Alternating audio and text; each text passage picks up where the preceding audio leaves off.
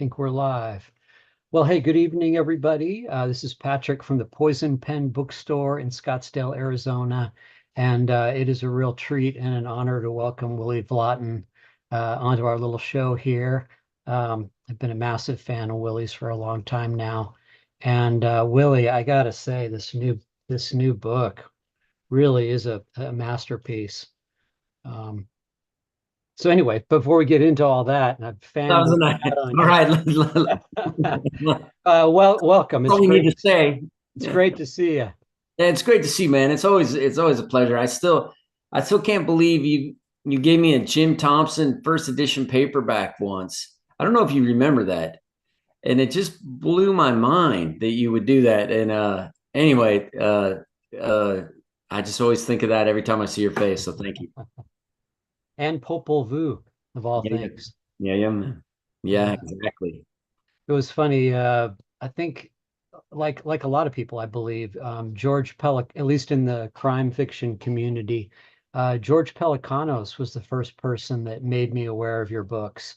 He said you got to check out this guy Willy Vlautin, Oh and man, he was so nice to my book, North Line. I mean, he kind of saved that book for me in a lot of ways. So I mean, I've always been a huge fan of his. he's Plus, such a great writer.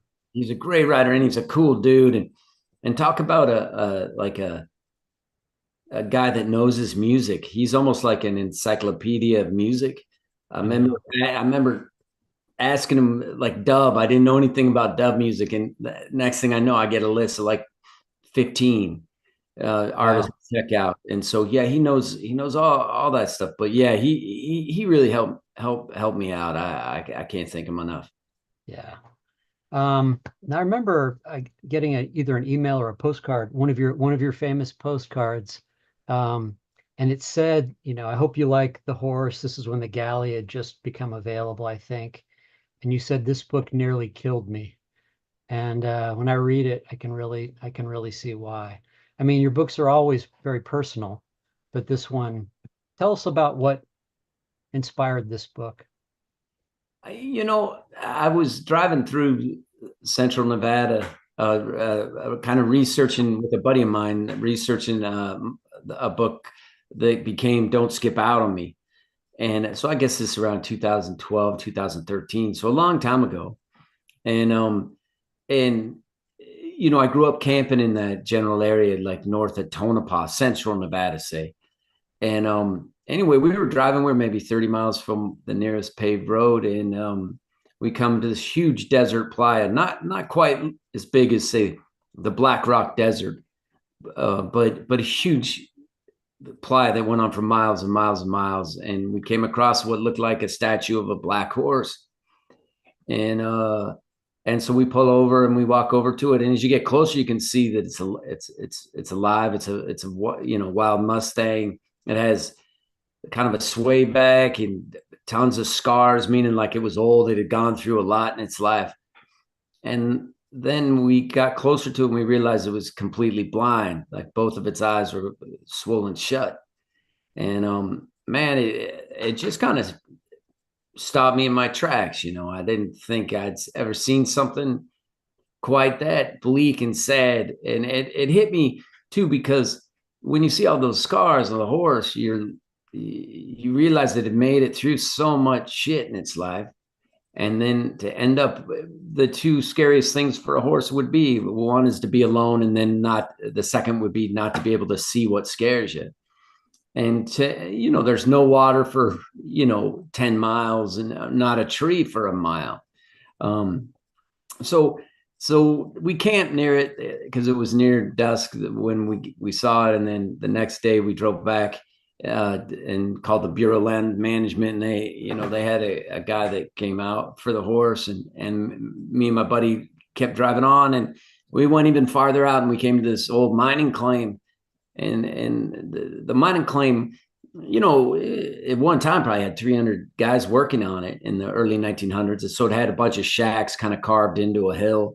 And then up until the 50s, it was going in one form or another. And then when we got there, there was just a yellow school bus shoved down the main shaft, and just remnants of buildings, except for one one assayer's office, just a little one room shack that no one had shot or blown up. And we went in there, and man, I just was like, to preface it, I've been touring too much, drinking too much, and my life felt kind of sideways. And I just told my buddy that I was going to just get out there, that I was just tired of seeing things that my too thin skinned, I think, to see bad shit anymore.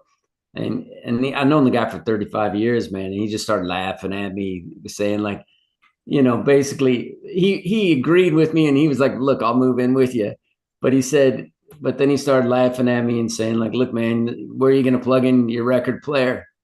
And, in a week, you'll be hitching a ride into town, begging your wife to come live with you down there and bring all your guitars and your stuff. And I'm like, no, I'm done with playing guitar. I'm done with writing stories. I'm done with all that. And so anyway, he talked me out of it. And when I got home, I started thinking about that in terms of myself, I guess, of like why I keep writing songs, why I keep writing stories, why the guys I grew up with that were in bands, majority of them, nearly all of them, are still in some kind of band, or still writing songs, or still trying to make art. And so I started thinking about, why a person does art. Why was I guess I was like 45 at that point, why I was still doing art. Like why was I still writing songs obsessively when arguably, there's no reason to. So I kind of put those two together and started thinking about the life of a musician, and why a guy writes songs his whole life. Why did I write songs my whole life? So it all kind of started there, but I never thought I would publish it. I thought it was too weird of an idea, and so I worked on it for years, just kind of thinking I would never publish it. And then it started getting less weird, maybe is the word. And then I showed it to some friends and stuff, and they're like, nah, man, it's pretty cool. So I got the guts to send it out then. But I guess that's kind of a long-winded answer of how it got started, I guess. Yeah, well, I just have all these notes and stuff. We're not going to have time to get into everything, but there's so much to discuss here. And I thought a good place to start would be by your dedication to John Doe. Been a massive X fan, and I love John's solo work as well. Uh, talk about John. Well, it's interesting. I guess I could start it by the front of the book, which is kind of is something that like the best advice men had ever the best advice men had ever given me was one friend of my brother's when he was 15. And he told me that, look, I know, I mean, he didn't say it exactly like this because he was 15, but he said, look, if you hate going to school, if you're really shy and you don't like where you live, if things aren't going your way, just disappear into a song. And he was talking about Yes and Rush. Those were his two bands. But he really was serious. Like he knew I was a beat up little kid, and he could tell I was having a hard time. And like you do when you're that young, you take the advice. And man, I literally would live inside songs after that. And so I had no desire to be a musician. I didn't even know what a rock star was or really cared about it at all. None of that stuff mattered, but the disappearing mattered. The ability to put on a song by Yes or Rush or Springsteen was a big one. That I gravitated towards the story songs because it was easier to disappear into. It changed my life. It kind of was like this safety blanket, I always had where when life was going sideways, I taught myself really early to just disappear into the world of a song. And so after a while, though, the buzz of that wears off, and you want to get closer to them, and you can't. I always say the same thing, but it's true. Like you can't hug the records all night. You can't, talk to them. They're your buddies for sure, but you only get so close. So you're like, well, shit, how do I get closer? And you're like, well, you got to join them. You got to start writing your own tunes. And so as you know, at 11, 12, I started writing my own tunes. And that the only gift I had is I really loved Reno, where I grew up. So I was right about where I lived. And I always wanted to, I was a big Steinbeck guy even then. Like by 14, I was a huge Steinbeck guy because I was taught all his novels in high school. And then I stumbled across X, the band. I stumbled across the cowpunk scene in Los Angeles. X, the Blasters, Green on Red, the Long Riders, Rank and File, all that sort of stuff. Los Lobos, and uh, and it blew my mind that they were telling stories, but they were also kind of they were freaks a little bit. They were the punk rockers and the outsiders that kind of were taking folk music and country music and punk rock and kind of mixing them all together in their own way. And I think John Doe was just the guy that I thought was the coolest maybe as a kid. And I loved X so much, and I loved the lyrics of X. I still love the lyrics of X, and I just saw X not less than a month ago, and they were amazing. So I thought of him. He was a hero of mine. So hell, man, 13 years old, he was a hero of mine. I was trying to dress like him, and the Knitters were a really big band for me Yeah, when yeah. I, Poor but Little Critter on the Road. yeah, where are you trying to go? And What a great album. yeah, their version of his singing on Silver Wings is amazing. Yeah. And then I just followed him his whole career. And, I started doing gigs, opening up for him, like Richmond Fontaine opened up for X a few times, and he was really cool to me. And then we kind of became pals, and I opened up for him once in a while solo. And I just never met a guy that was in rock and roll that worked as hard as him and was as cool as him. And he always put on a really good show. So I thought if I was going to dedicate a book to a musician, he would be the kind of guy that I'd always wanted to be, a guy that like tries really hard. The other cool thing about Doe is like when you talk to him, he doesn't just talk about music. He talks about like everything. He's interested in a lot of different things. Really. You don't meet a lot of rock and roll guys like him and Patterson Hood are probably the two coolest rock stars I've ever met. Where you just end up talking about movies and books and things not related to gigging. And then the other guy I dedicated to was Dallas Good of the Sadies, because the Sadies were my favorite band. They always had been my favorite band, and the only band I really have ever dreamed about being in. Like if not that I would ever be good enough, but I dreamed about being one of the Good Brothers. I would, because seeing that band live with those two brothers playing, and I always wanted to be a good guitar player like Dallas and Travis, and I just love that band to death. And so when Dallas passed away, it hit me because they were the only band I would always tell my wife. I was like, man, I just want to follow them around like you follow around the dead. But I travel so much with my own stuff. I never could follow them around. But my big goal was to just, go on the road, behind them in my car and just every night see them as a fan. And I almost did it a couple times, but life gets in the way and I couldn't. So I dedicated to him just That's because cool. it was just he's my favorite, man. Were a couple of those guys, did they join Alex Chilton and when Big Star kind of reunited there for a while? I don't think so. I mean, they were No. the backing band for Nico Case. They've been a backing band for a lot of people. They were backing band for John Doe.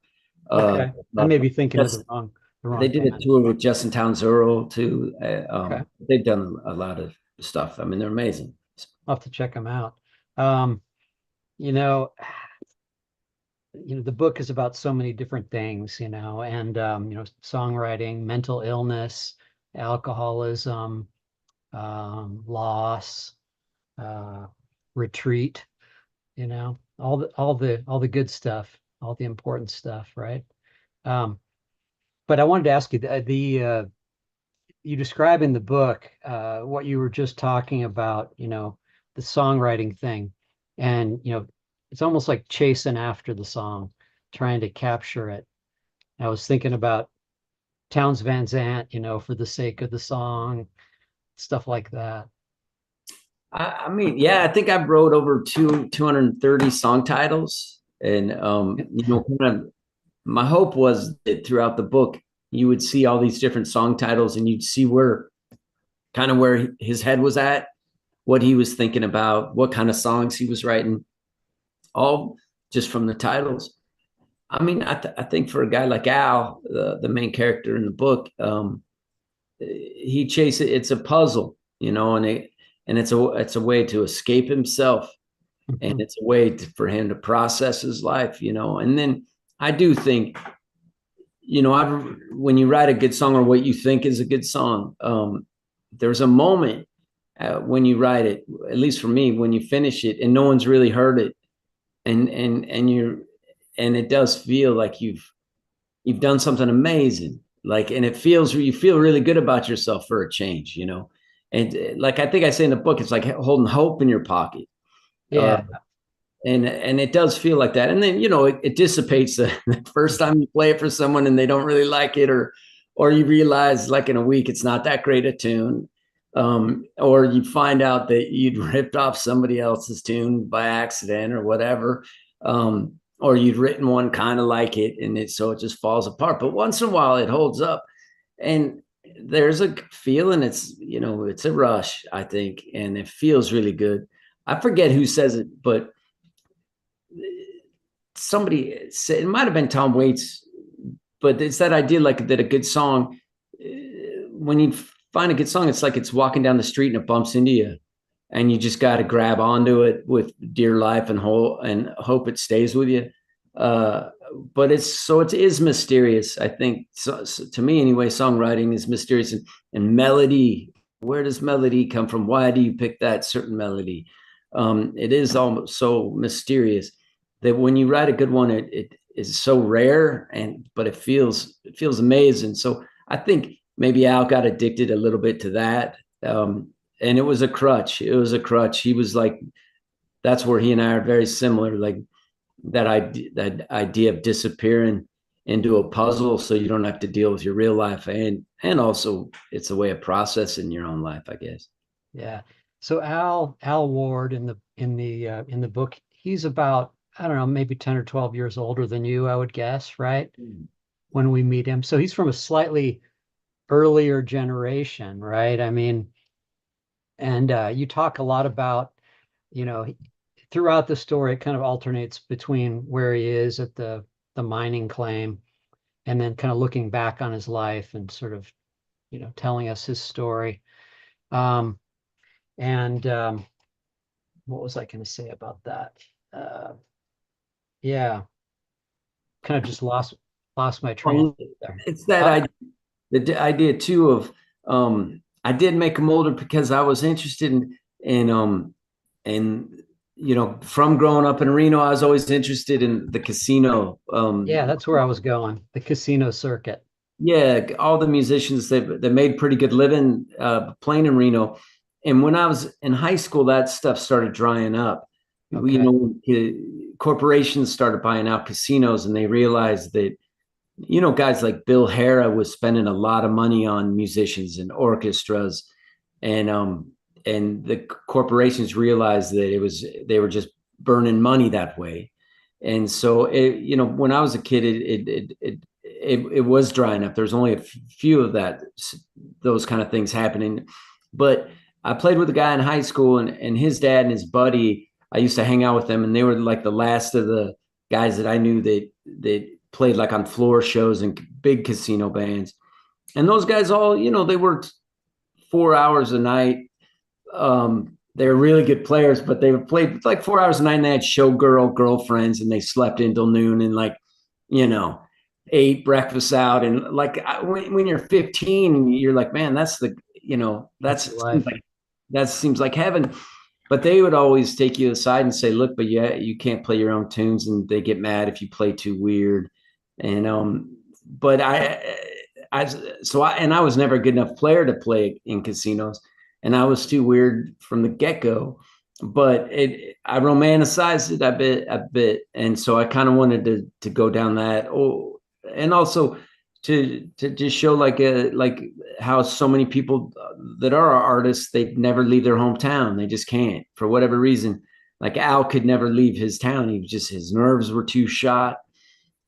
His life was too unstable for him to ever, try to make it, so-called, big or whatever. So he just stays in Reno and he kind of navigates, you know, playing in casinos. And also I was really interested in the idea of fame, like he runs across these really desperate casino musicians that just really want to be famous.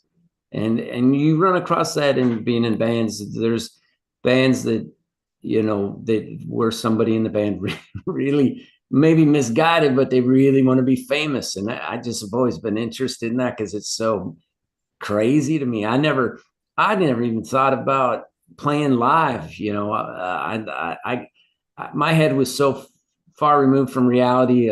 I just wrote a lot of songs and I just like disappearing. I had no idea you had to go play in front of people in bars, and that about killed me. Doing that for years. I mean, I didn't do that sober for 15 years or so of playing in Wow.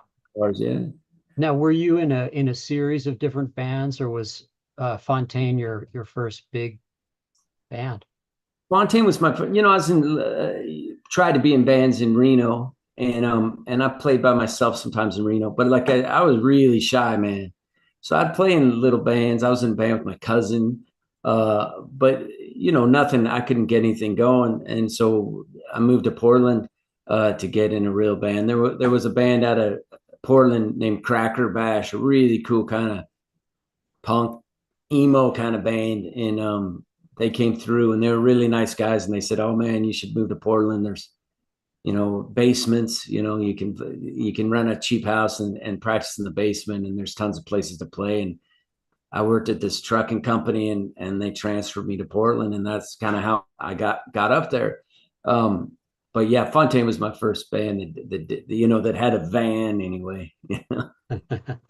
And you took that band around the world, right? I mean, We toured a lot. Yeah, we toured a lot. We toured. I mean, we were together over 20 years, and wow. yeah, we toured a lot. We didn't tour as hard as most bands, though. None of us really wanted to. We were all older by the time Fontaine was starting to do okay. I was 30, and I liked writing stories, and I liked having a home life. And I knew, I mean, my songs were too weird for us to risk going out on the road, 8 months a year to see if we could make it big. I knew we were just like a small time band. So we only toured, I think, at the most 4 months a year at the I very most. see. Right. Now, so you started out writing songs. Did that at the same time, did you start writing stories, or was it just kind of two parts of the same basic thing? When what killed me with songwriting was I was always trying to write X tunes, lyrically, like Johnny Hit and Run, Pauline, The World's a Mess, It's in Your Kiss, Phone's Off the Hook, But You're Not, I Must Not Think Bad Thoughts. Those I've one got it. line, those one liners are just so amazing, and I could never do that. And then when I was 18, I read, I was a big fan of an Australian songwriter named Paul Kelly. And Paul Kelly was a brilliant songwriter, and he was going through a Raymond Carver phase. He was reading a lot of Raymond Carver, and he wrote a record, I think, called So Much Water, So Close to Home, based off the story, so Much Water, So Close to Home. And one of the songs, Everything's Turning to White, was inspired by a Carver story. And I didn't know who Carver was. And so I found his book at the bookstore and read it. And I couldn't get out of bed the next day because it moved me so much, because I didn't know I could write about failed men, like men that were carried by women. And I literally couldn't get out of bed the next day because it hit me so hard, because I didn't know you could write stories about that. And so from that moment on, I kind of started writing short stories and then novels. And then that changed my songwriting. I quit writing songs trying to be like trying to be witty and catchy. I'm not. So I couldn't come up with those I'd pull my hair out, staying up all night, trying to come up with a Johnny Hit and Run, Pauline, or the phone's off the hook, but you're not. But all More that fun, changed. more That fun in changed. the new world. Yeah, more fun than New World. But all that changed when I started writing stories. Then all my songs became like 7 minutes long, no chorus, where I was just telling stories, and that kind of became the normal for me, was more story oriented songs. Right. And so when did you North Line was the first published book, right? It was the Motel Life. I Oh, wrote Motel Life. I'm sorry. secretly kind of for 15 years. I think because being in a band, and I wrote all the tunes in the band. And so I felt really responsible for our lack of success. And I couldn't write catchier songs, and I didn't know how to, for more people to like us, and so I felt really responsible and guilty. So when I wrote stories, I wrote 3 or 4 novels over the course of 10 years, and I didn't really show anybody from say age 19 to say 34. I didn't show anybody. I had one drinking buddy, old friend of mine, that I'd show my stuff to. But because I was so scared that it would be bad, and no one likes to try hard at something they're bad at.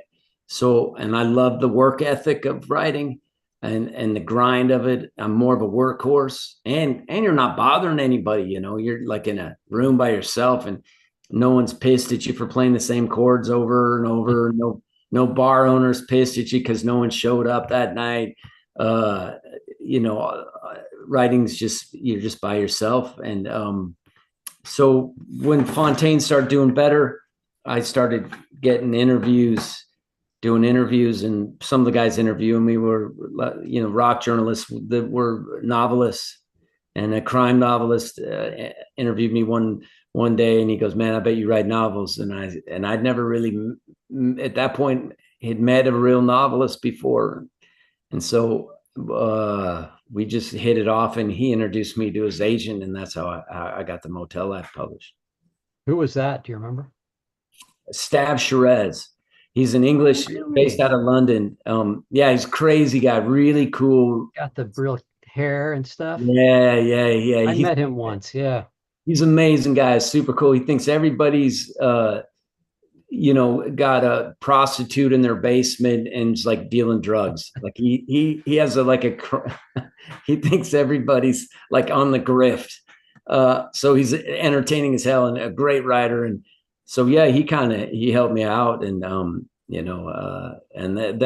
I got home, and the agent said she wanted to see my book, and then you have to either not try or try. And I just wanted my books to be next to the other books in a library or in a Goodwill or a bookstore, So I took the chance, and my agent was super smart, and she figured out how to sell it, and she did. So, and then I've just been white knuckling it ever since.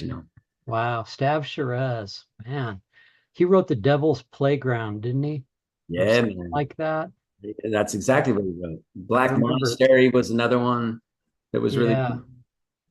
We have a mutual friend in really wonderful writer out that lives here named James Salas. Do you know his Yeah. books? Yeah, just an incredible writer. He And wrote what's that? he wrote Drive. That's right. And a whole bunch of other stuff too. Mhm. Um, but he had Stav came over at his house when he was in town for some reason years ago, when that first book was coming out. And so I got a chance to meet him then. That's going back quite a ways. Yeah, yeah, man. Yeah. Um, but I got to ask you about in the book these wonderful cast of characters, these musician people we meet along the way. I'm reading this and I'm thinking, all right, these have got to be based like composites of people Willie knows. the Sanchez brothers. They were great. Let's start. Yeah, Let's start with them. no, I just, the dream would be to be in, I love the Everly Brothers. Um, and so I just thought of all the different kind of bands he would meet when he's 40, he feels washed up and the casino stuff's dying. And he meets these two young, kind of Mexican American Everly Brothers, and they're really talented, but they're really young and they're really wild and they fight a lot. It wasn't really based on anybody except hearing all the brother stories. Mhm.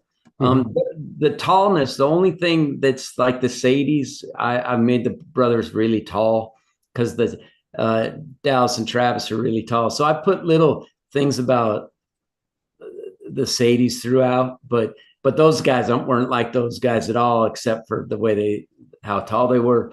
No, it was just a dream band, man. It was a dream band. That was the most fun part of the book, writing like the Sanchez brothers songs, and Rex Winchester and Mhm. Maverick Mhm. and yeah, all that stuff. But yeah, the Sanchez brothers was just a band I wish I could have been in, maybe. Right. And then there was is it Linda and Lacey? Yeah, the sisters. Well, you always see those sister casino acts. Yeah. Remember them as a kid, and you always fall in love with one of them, and then there's always like the first band he's in is Mona Maverick. He marries her. He's 19, 20, and she's 40, and I was interested in her just with that idea of wanting to be famous. She'd run over her own grandmother to be famous, and I've always you run across those people every once in a while that are so ambitious in a crazy sort of way that they really would probably like cut their big toe off if they could have a record deal or a book deal. And I just always think that shit's interesting. Yeah, for sure. Yeah. And then Rex Winchester, he's the guy that sings like Merle Haggard, but he doesn't want to sing like Merle Haggard, and he takes steroids so he looks in shape, and smokes a lot of cigarettes so he can get more gravel to his Hmm. voice. And then he has Al write his songs, but he says he writes them because he thinks people will think he's more, that he's deep. If he writes his own songs, they'll give him more respect. Right. Yeah, I mean, like anything, when you're at the bottom of something, it gets crazier and weirder. I think, people's ideas of things get more desperate and and more surreal. I think, at the bottom of the ladder. For sure. Yeah. Now we got to talk. I mean, we're both guitar nerds. We got to talk a little bit about guitars because they figure into this book. Um, young Al is given what is it, a 1959 Telecaster and Princeton amp. That's quite a gift, right? Well, but to preface it, I think it was 1965. So it was just like a 5-year-old guitar and the amp that probably came with it. I Right. think it was just his mom's boyfriend. The boyfriend just wanted to take the mom away and had the guitar and the amp sitting in his garage, and says, "Look, I'll give you this if you won't give your mom a hard time and let me take her away for a week." But yeah, it is. In hindsight, it's a brilliant guitar, and obviously the Princeton, they're hit and miss, man. But I've gotten to play at Princeton. This is probably the greatest amp I've ever played. Yeah. You were telling me about that, the green one. Yeah, it was the keyboard player Corey Gray in my band. His buddy gave it to him to just keep at his studio, and I'd play it, and it was like the greatest amp. Because I've played uh, an SG, and I played an SG through it, and it was just the greatest amp. But it was like a really moody friend of yours, because like some days it wouldn't like you, some days it would love you, some days it wouldn't work at all. So it was fun that way because it was cool. But and then I've always just played an SG. In 19, I guess 89, I got my first credit card. Yeah, in 89, I got my first credit card, and the limit was $800.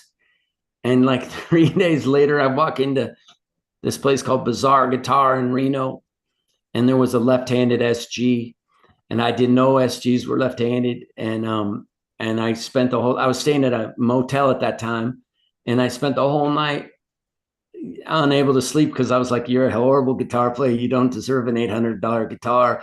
Your mom always told you don't max out your credit card. You don't deserve a guitar like that." Yes, I do. No, I don't. And then I went back when they opened and maxed out my credit card, and that's the guitar I usually play on the road or at home, and I record on it. So it's like a 1980 left-handed SG, and that's kind of my favorite guitar, I guess. But it's just funny, man.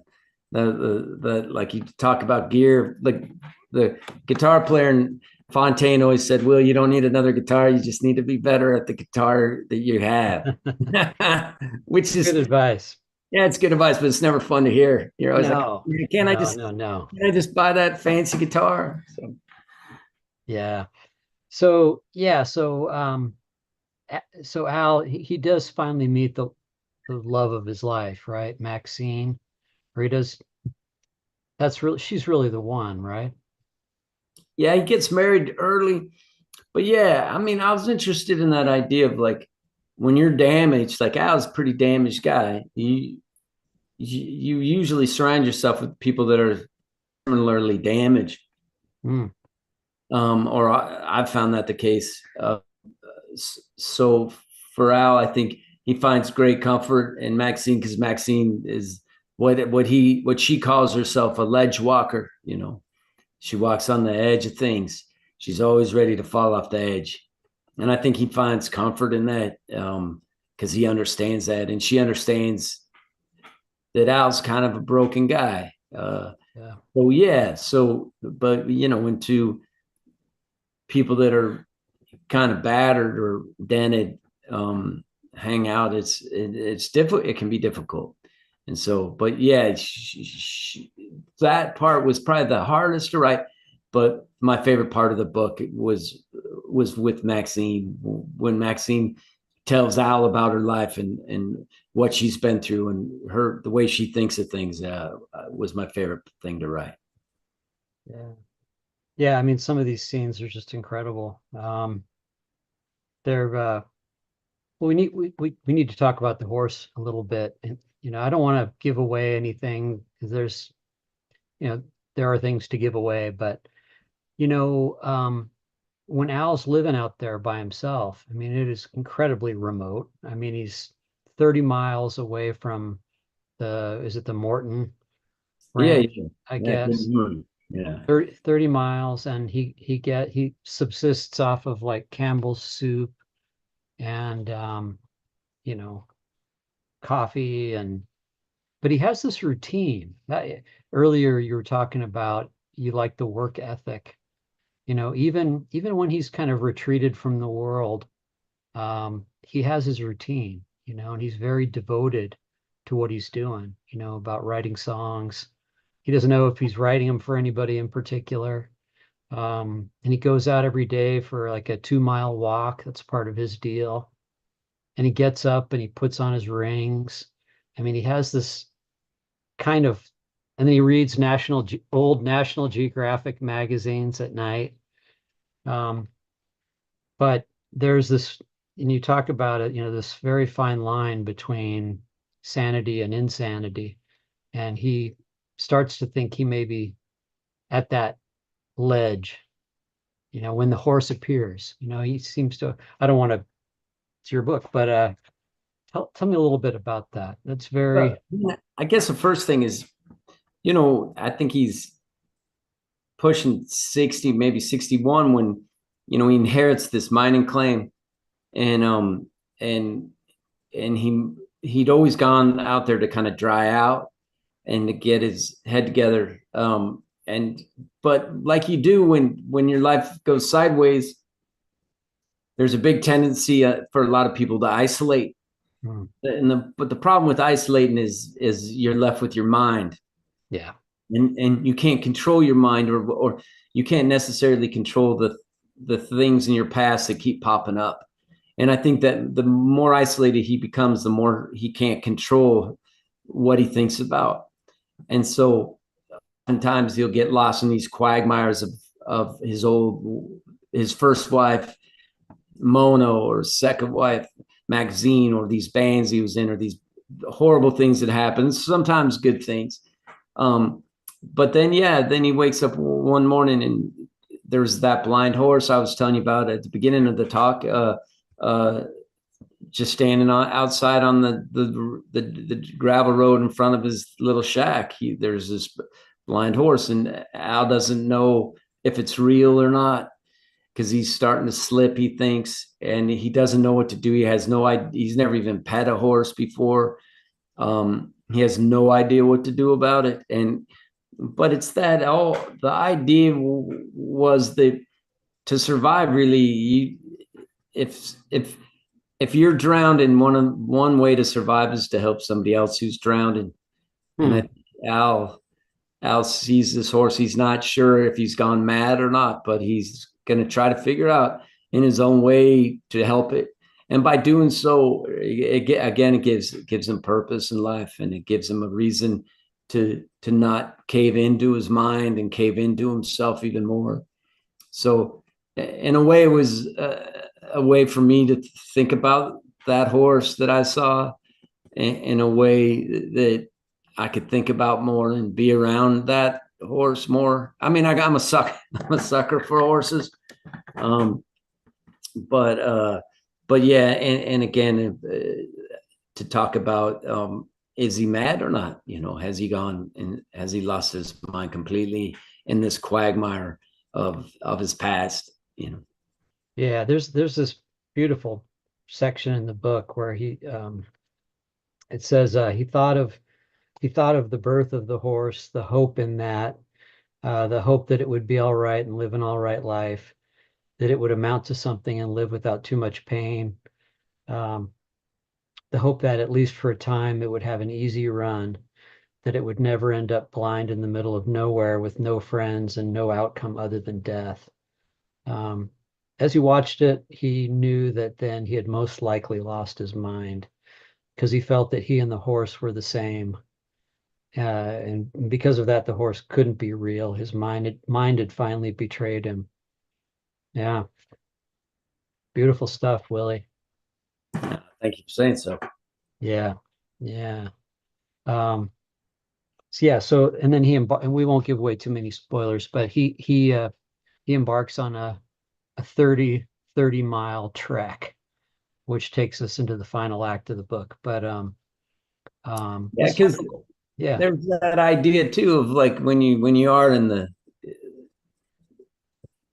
for him, I guess, he's so kind of, I guess word I'd use is caved in. He's so caved in himself, and he's let everything go. He's let his car go.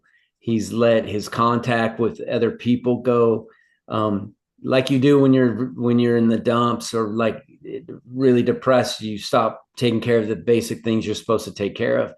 Part of that, I think, is just you because your mind gets you, and the other part is it's your own way of kind of destroying yourself, maybe a little bit mhm, without being you're passively, kind of destroying yourself.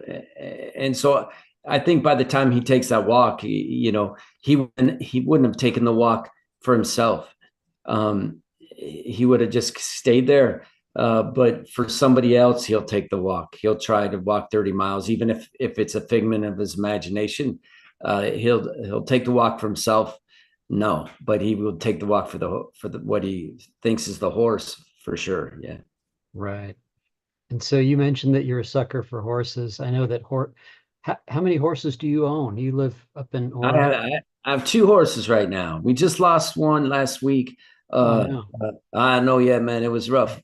We had an old 28-year-old ex-race horse named Dash. They passed away, but so we have two right now. So yeah, but I've always kind of been a sucker for horses. Yeah. Yeah, and growing up in Reno, were you around horses a lot as a kid, or did that come later? No, my dad was a kind of a half-assed cowboy when he was younger, and I think I romanticized that. Um, but I just think I always romanticize them a lot, and then to be honest, man, the closest I ever got to horses really was horse races and rodeos.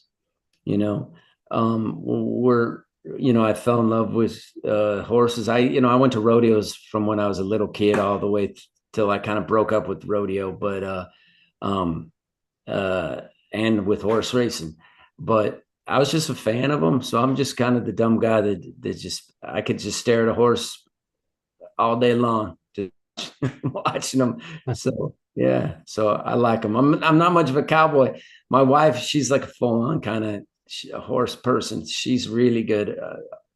That she lives for the horses, man. But me, I just like hanging out with them. So their daily kind of upkeep and all that stuff is your wife's department, or do you help Oh out? no, man, I do all that stuff too. I kind of quit riding. I broke my arm on a horse a while ago, and I Oh, just really? yeah, and I just kind of realized like, man, I better watch out. So I don't ride as much like I used to. Mm. Mm. Well, I was thinking of Lean on Pete, of course. Yeah, that was me breaking up with horse racing. I was I loved horse racing, man. I was a chronic handicapper for maybe 15 years. I maybe wrote 3 novels at Portland Meadows. Um, but I got huge crushes on horses and jockeys. And then you start realizing like how beat up the jockeys get. And then, your favorite horse, especially at low level tracks, your favorite horse would all of a sudden be gone and you'd have no idea where it would go to, and it would be really hard to find out. And you'd find out it was sold to some guy to run a fair circuit up in Canada, or they put it down, or uh, they just sold it for to feedlot, just low level horse racing stuff. And it just got too much for me, man. Like I said, I'm too thin skinned. Yeah. I was so naive. I thought all racehorses lived the easy life and jockeys made a couple $100,000 a year. I didn't know. And once I figured it out, I couldn't take it anymore. So I rode Lean on Pete as a way to quit going to the races uh, Mm. and quit betting on them. And Have you ever owned a greyhound? no, man, no, man. I never liked the dogs really. All that stuff is like when you think about it, they probably breed 10 horses to get one fast one, and they probably do the same with dogs. And then, what do Well, you do with other I, dogs? I'm really glad that they've closed, so many of the greyhound tracks, because my wife and I had a greyhound that was, just covered with battle scars, and she was a racer down in Tijuana, of all places. And it was the most gentle, animal ever. Yeah. And you learn how shitty their lives are, just Yeah. The life of a race dog or a race horse, man, it ain't much of a life.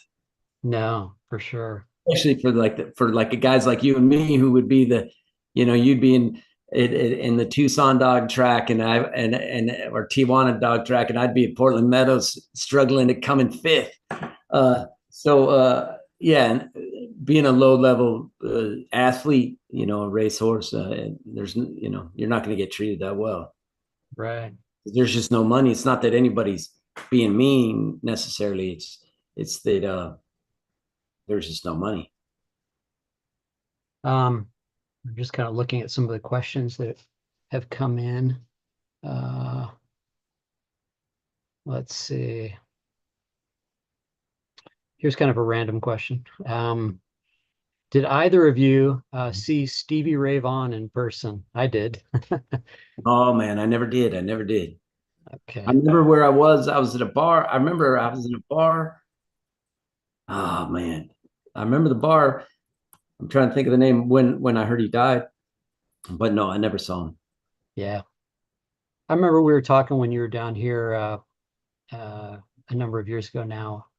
And I remember we were talking about I brought up the Replacements. And I remember you said the Replacements let me down, man, or something like that. Oh no, man! I was a huge Replaces fan. I mean, it's hard. I got caught shoplifting Let It Be, which is the only time I ever shoplifted. I got It's a caught. pretty cool story, actually, though. Man, I'm pretty ashamed of it. But no, man, I saw the Replacements open up for Tom Petty once in Austin, Texas, and I'd moved down to Austin, Texas for this band called the True Believers with Alejandro Escovedo. Yeah, Um, they were my favorite band, and so yeah.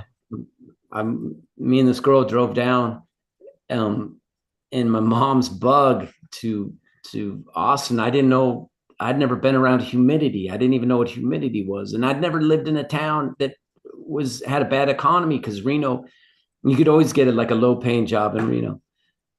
So I remember I go down there, and the only job I could get was vacuuming out cars at um, a first come first serve that had a car wash that had a like a relationship with two halfway houses. So like all these guys that were just getting out of prison and me waiting in line to, vacuum cars out. And so I did that. The only good part of that job was uh, if you showed up, they didn't care about overtime. Like you could just keep working. So I worked something like 17 days in a row so I could save up for Tom Petty tickets because the Replacements were opening. And I just remember doing that. And my girlfriend at the time, she was a Husker Du fan, but she didn't like Wow. Replacements because they always played drunk. And she said like a real band's like X, or the real band's like Husker Du, and they'd never put on a bad show. They'd rather like the Minutemen would rather die than put on a bad show. And then they got on and they were pretty horrible, and they made fun of Tom Petty, and then their shirts were like more expensive than Tom Petty's. And I really wanted a shirt, but I couldn't pull the trigger on it. And my girlfriend just goes, "See, they're making fun of you, Will. They're making fun of a guy that vacuumed cars for like 10 hours a day for 17 days to take his lady out." Cause we went out, when you're like 20 or whatever. I probably took her to like Red Robin or like the Outback Steakhouse equivalent. Cause Right. I didn't know. But we got drunk and we ate out, and we took a canoe on the river, all this stuff for fun to get see Tom Petty, and then and I she loved Petty and I loved the Replacements, and then by the end Petty saves it all because he's the guy that never puts on a bad show, and Yeah. everything was great. So if I was talking about the Replacements, it was probably that. They let me down that night, but Jesus, those records like Tim and Let It Be and Hoot Oh Nanny, man.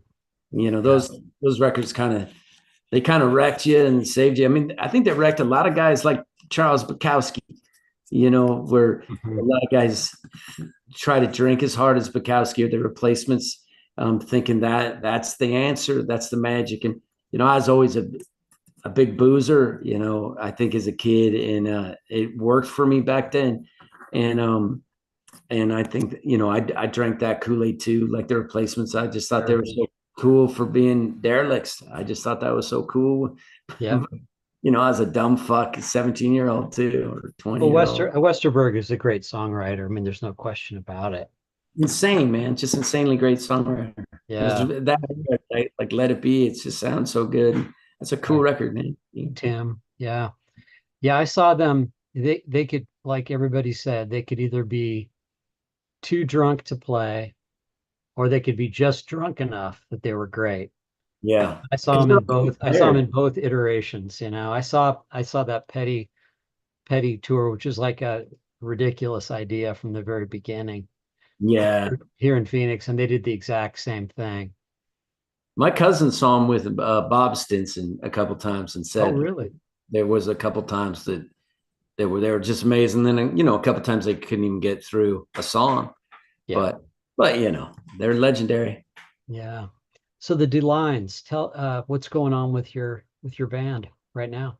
We're just finishing up a new record. It's called Mr. Luck and Miss Doom, and it's coming out next year. Oh, wow. Yeah, yeah, and we start touring, I think, in March. And so yeah, we're good. We're good. We took the summer off just to kind of recharge Amy, and finish this record. Amy's doing well. She's doing great, man. Yeah, she's Yeah. moved up to Portland, and yeah, she's doing great. She's tough, man. She's tough and funny as hell. I'm a lucky man to be in a band with her. Yeah. How did you happen to find her? I mean, we opened up for she was in a band with her sister called the Damnations out of Austin, Right. Texas. And they were really, really cool band, like Sister Harmonies. I was a huge fan, and their guitar player is super, really, really good guitar player. They're just a great band. And we opened up for them for a run of dates, and I'd written a couple kind of duet songs, and I said the first sister, I never had a lot of confidence. But I said the first sister that says hi to me and like says, "Hey, how you doing today?" Like talks to me a little bit. I'm gonna ask them if they'll sing on this song.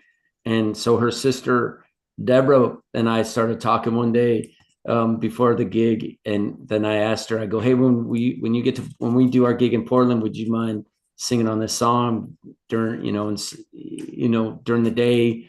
And then we do the gig at night. And she said, yeah. And so she sang on this song called Post to Wire.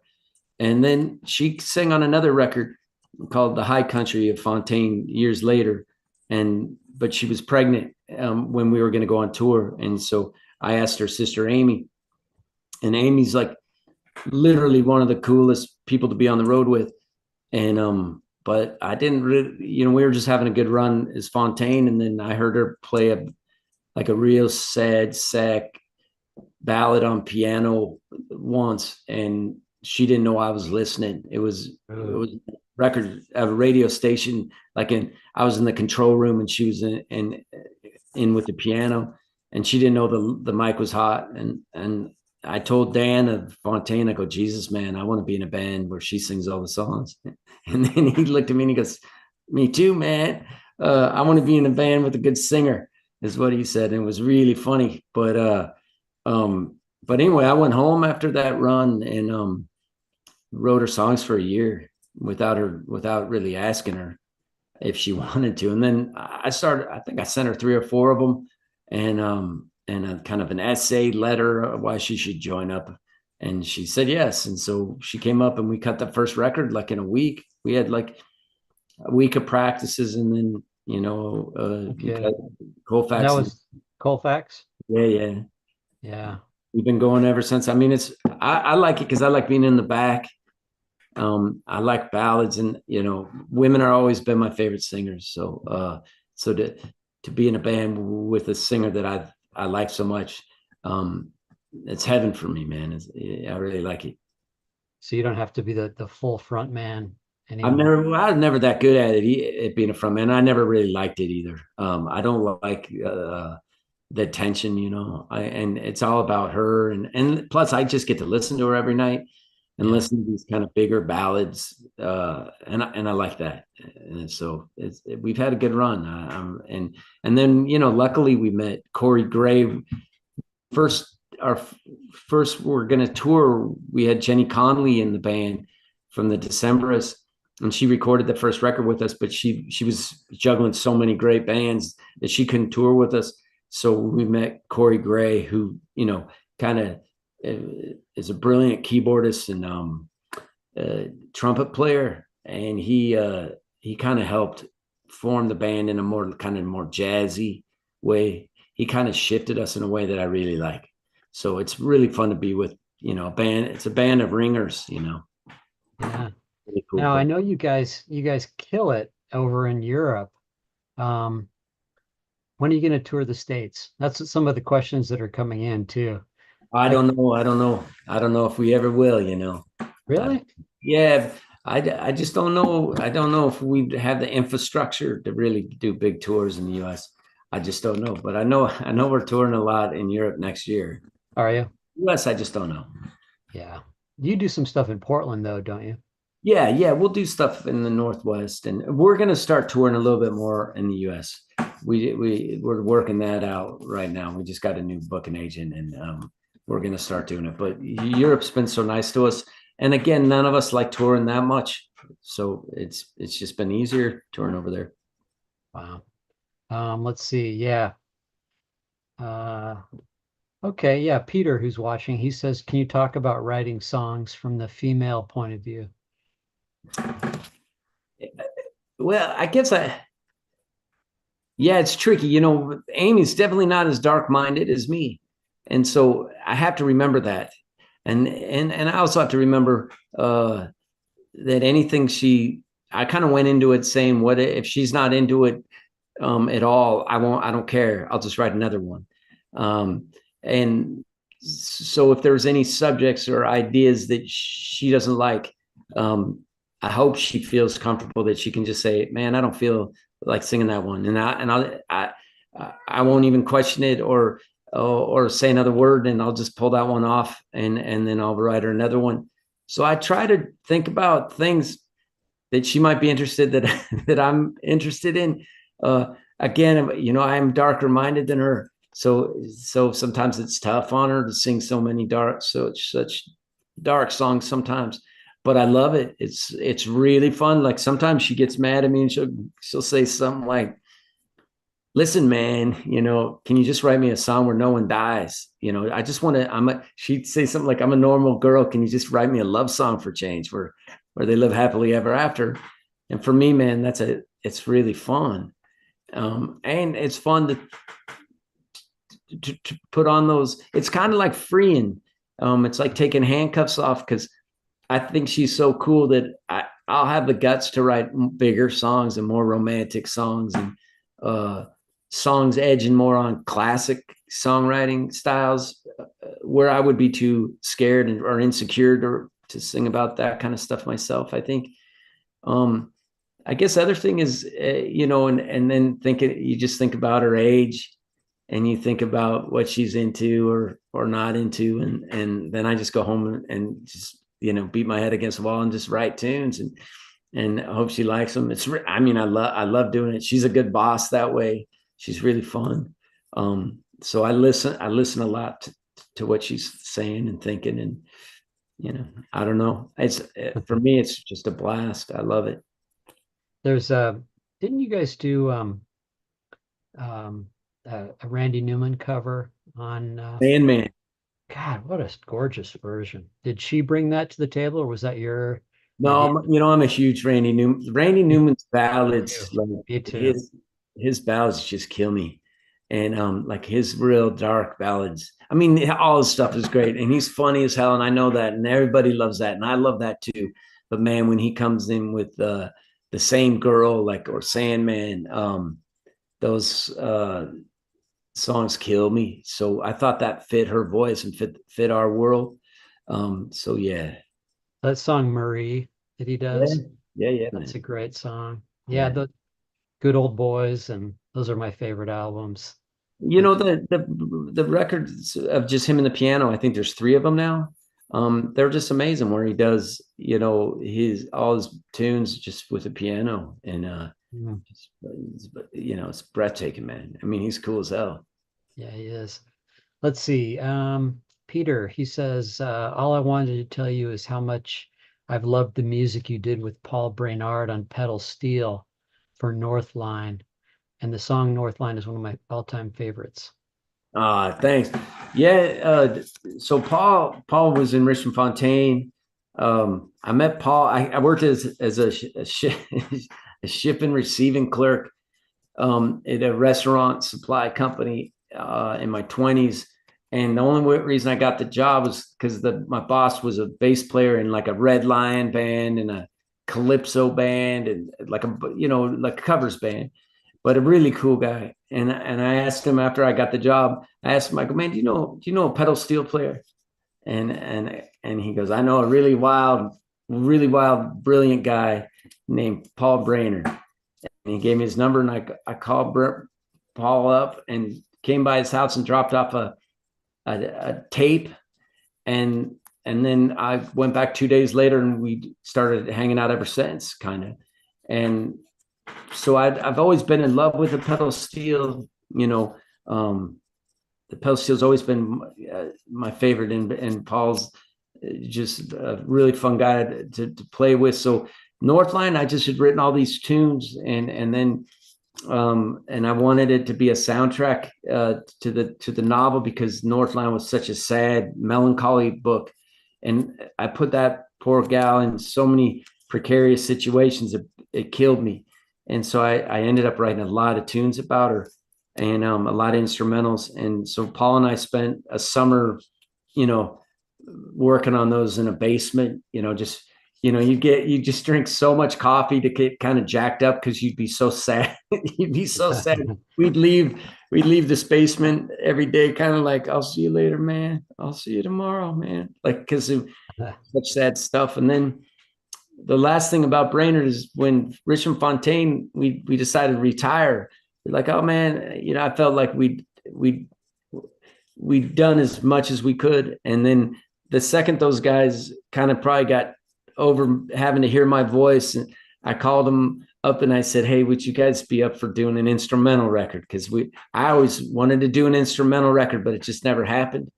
And so I wrote a record so I could listen to Paul Brainerd's pedal steel playing after we went our separate ways. So don't Was skip that out. the Don't Skip Out on Me Yeah. record? And so I wrote that record for Paul so I could listen to Paul play all the time because he's my favorite steel player. And yeah, so he played so well on that record. It kills me. And so it's the only record of mine I really ever listened to for pleasure. Like if I'm in the desert, I'll put that on because I can listen to Paul's playing. The whole band plays brilliant on it. But I can hang out with Paul again. It's cool.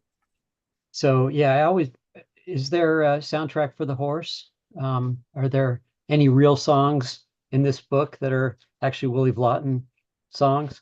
Sure. I didn't do a soundtrack to it because I thought that I'd rather have the listener wonder what he sounds like. I thought for this one, because it's all about music, maybe should be up to the reader to figure out what they think his songs sound like.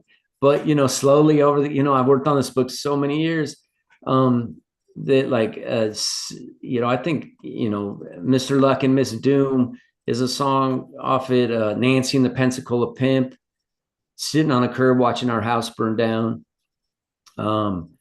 It's 3 o'clock and he's not home.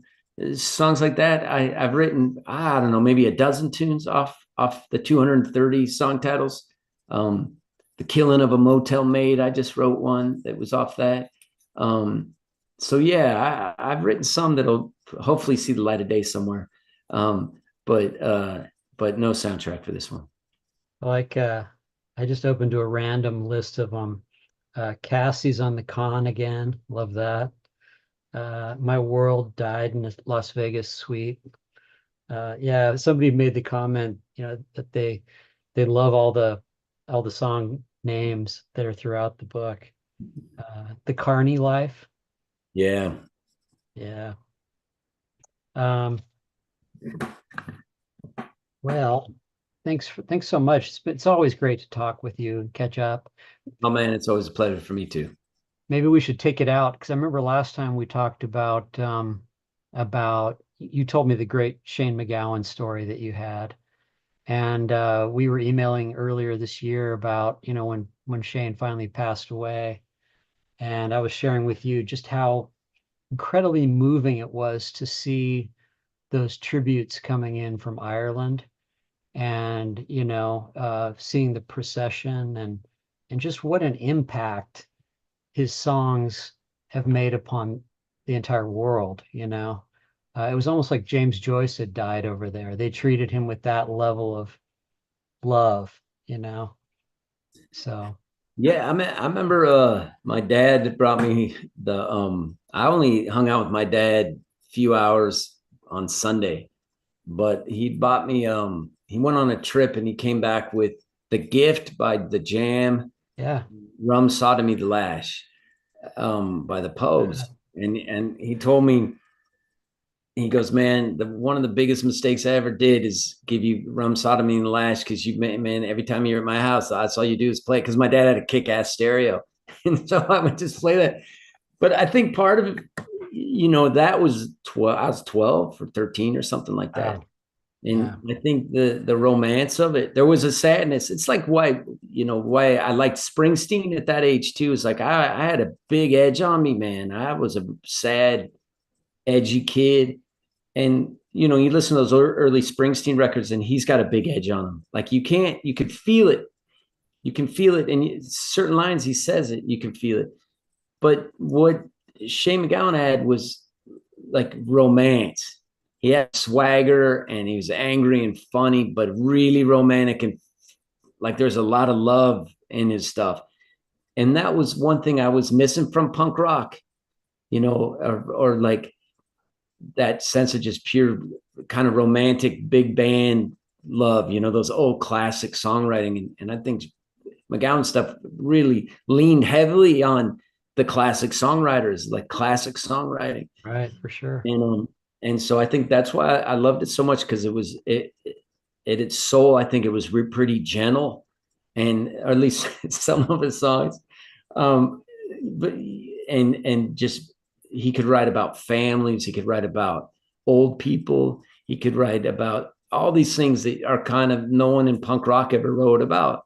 And so yeah, I loved him, and you put that on at 13 and you're gone. You could be wanting to run away from home, and then you just put on if I should fall from the grace of God, and you're like, okay, I'm living in Pogues land right now. I'll be okay. I mean, man, there's never been a band that can make you disappear harder than the Yeah. Pogues, and then make you feel like the other funny thing about the Pogues is I swore to myself when I was like 16, 17, I said, man, someday I'm going to get to wear like a black suit, like on the cover of If I Should Fall from the Grace of God, they're all wearing black suits, And I said, someday I'm going to not do manual labor and not going to be a loser. And I'm going to wear a black suit, and I'll have a roll of money in my pocket, and I'll have my beer. My fridge will always be full of beer. And I had all these dreams. And then at like 25, you're like, well, when I'm 30, I'm going to be like the Pogues. And then at 30, you go, well, shit, when I'm 35, I'm going to be like the Pogues. And then at 40, you're like, God damn, one of these days I'm going to get to wear a black suit and not do manual labor. And then when I thought of the lines, I said, hey, can we wear black suits? And black suits, why do you want to wear black suits? And I said, because that's the only way I'm ever going to get to be a Pogue and wear the black suits. So I always wear a black suit with the lines, because it makes me feel like I was in the Pogues in my own demented, delusional way. And just So for the folks who didn't watch the last time, you met Shane that one time, right, in that pub. yeah, I did my very first reading I ever did. I think it was the first reading I'd ever done in my life was in London, and it was for the Motel Life, and it was at Shane MacGowan's bar supposedly. My wife was with me, and so we get in there, and I say to her, I say, look, I got a big favor to ask you. If Shane MacGowan's here and he makes fun of me, you got to hit him or like tell him to shut the fuck up, because I'll be so devastated, like that it'll kill me. Like I won't be able to keep, I'll just like it'll ruin me, because he was such a big hero of mine. And she goes, okay, okay. And then it turns out he's there. And oh my God. And I'm so nervous because, I at that point still I hadn't done a lot of solo stuff. I kind of never did solo stuff ever. I was always surrounded by my band because I was too shy.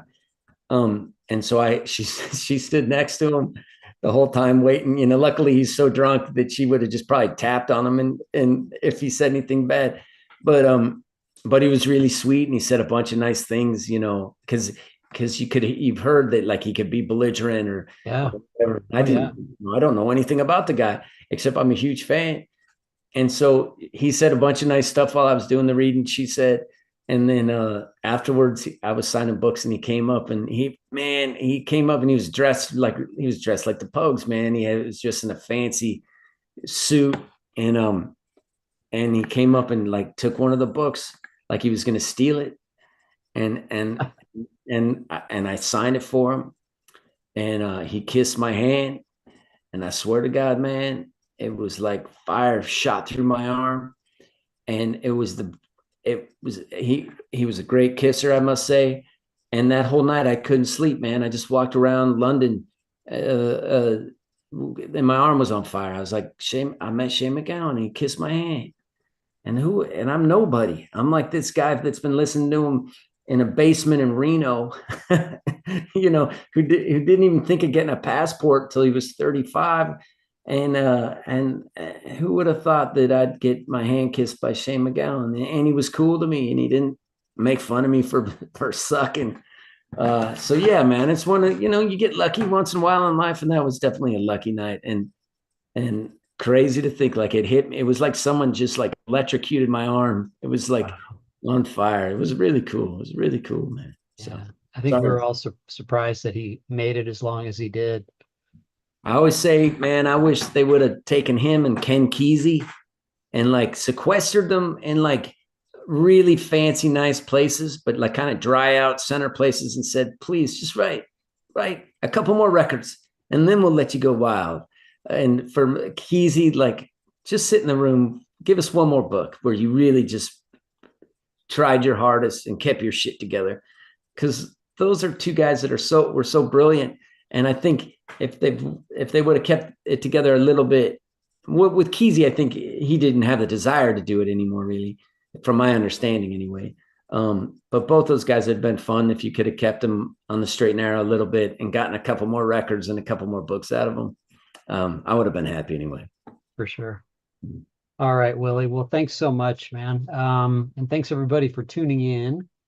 Willie's brand new book, The Horse. We still have a very dwindling supply of signed copies, but I'm sure Willie would be happy to sign some more if I sent them his way. Of course, man. Of Yeah. course. And have a great night, and we'll talk to you soon. Thanks, man. All Thanks, right. whoever listened. Thank you. And I apologize for being a dumb shit. So Me too.